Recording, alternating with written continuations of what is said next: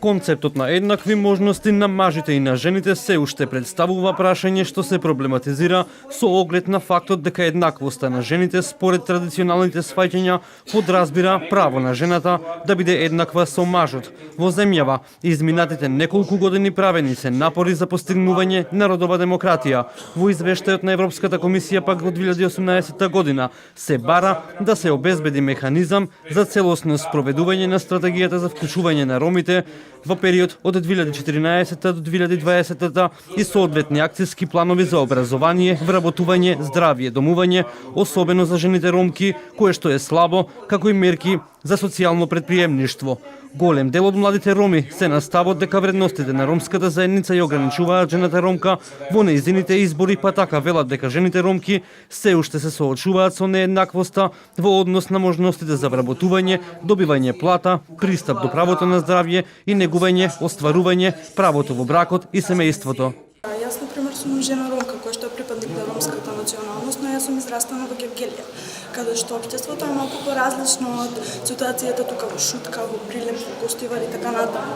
И сега јас како жена ромка си гледам себе си некаде каде што можам да постигнам нешто. Јас сум студент на филозофски факултет, но имам дузина многу девојки кои што ја немаат таа домашна, како да кажам, домашна сигурност, домашна храброст, од дома да ги натерат, да им дадат подршка за да направат нешто повеќе од себе си. Бидејќи денеска ситуацијата е таква каква што е. Жената ромка е зависна од својот сопруг пред се. Во некои ситуации нејзиното мислење не се цени воопшто. Во други ситуации таа е малтретирана и е жртва на семејно насилство, каде што знаеме и сме сведоци дека полицијата и државата не превземат никакви постапки со тоа да се намали и тие жени да бидат заштитени. Нивниот глас не се слуша.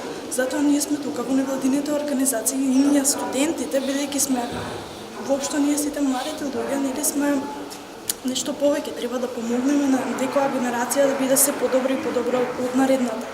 Затоа сме тука да им помогнеме и да им дадеме на некој начин подршка, да им поттикнеме младите да го учинат, да дојдат да побараат помош доколку им треба. Исто така да бидеме модел на некој начин, рол модел за да продолжат понатаму, за да бидат своји, самостојни и да не зависат од никого.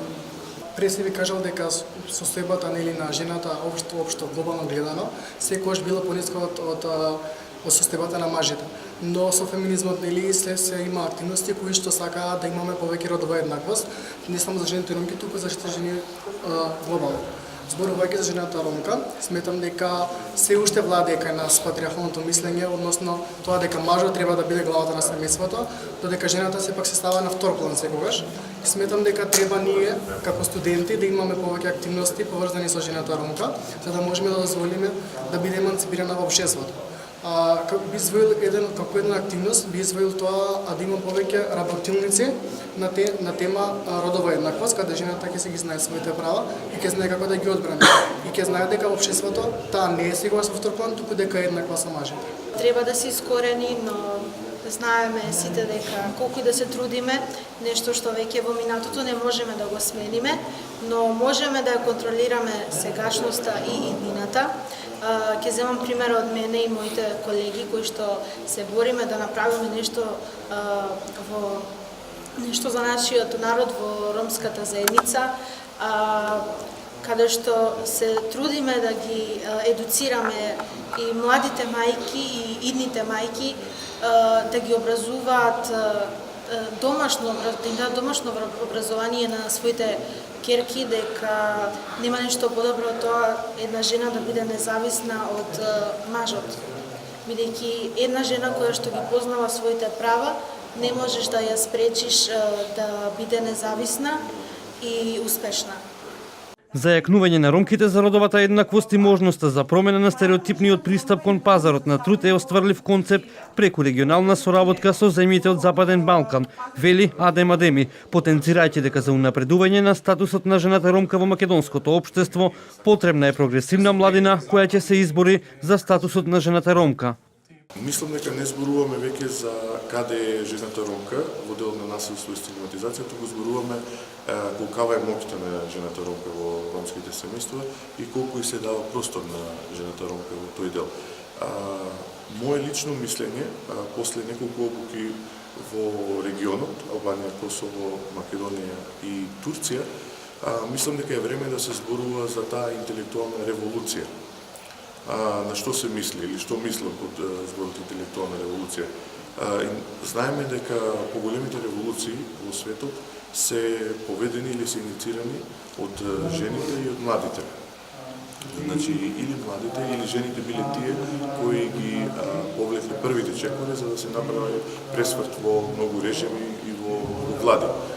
Мислам дека е време на регионално ниво да се почне да се соработува и токму со помошта на младите и на жената ромка, затоа што потенцијалот што го има жената ромка на Западен Балкан и младите, мислам дека е во моментот единствениот двигател за да се постигнат поголеми промени.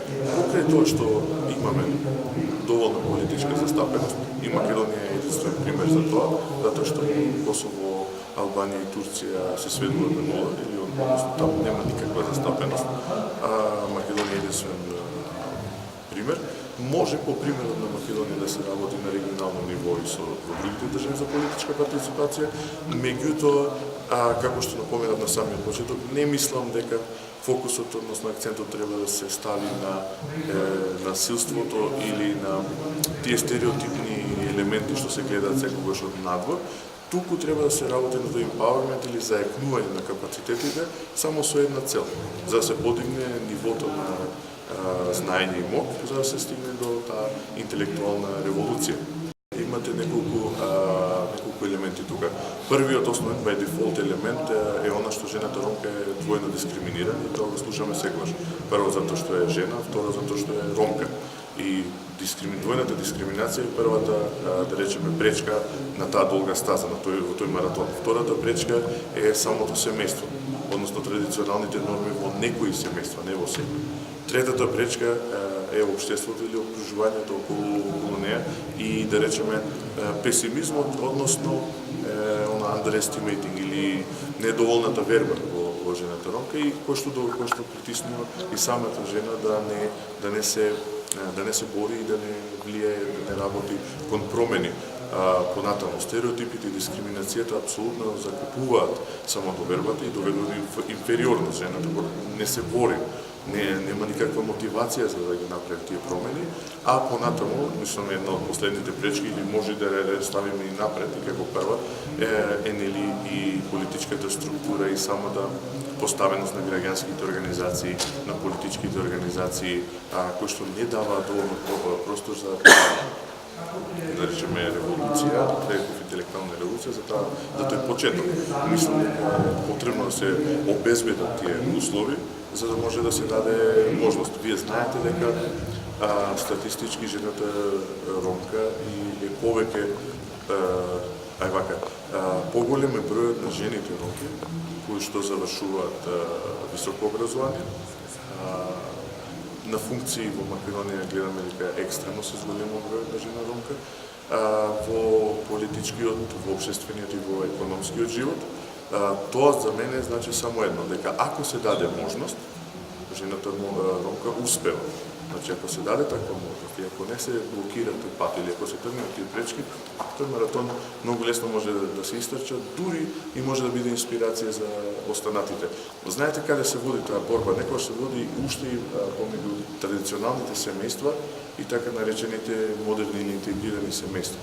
До каде сме или до каде не сме жената ромка, што може, што не може, дали сме или дали не сме, дали треба да оди на работа и така натаму. Тие се некои основни елементи кои што први треба да се решат. Во насока на зајакнување на состојбата на ромките и нивната поголема видливост во општествениот живот, според спроведеното истражување кое го направи Институтот за истражување и анализи на политики Ромалитико, констатирано е дека ромките, почнувајќи од локално па се до национално ниво, имаат ограничено учество во политиката, односно недоволно и нееднакво се застапени како гласачи, како раководители, како лидери, а никогаш немале своја представничка во трката за градоначалничката функција. Принципот на еднакви можности на мажите и на жените и принципот на недискриминација се втемелени во Уставот и нормативните акти на нашата држава. Операционализацијата на овие принципи се обезбедува преку Законот за еднакви можности на мажите и на жените, како и националните акциски планови за родова еднаквост.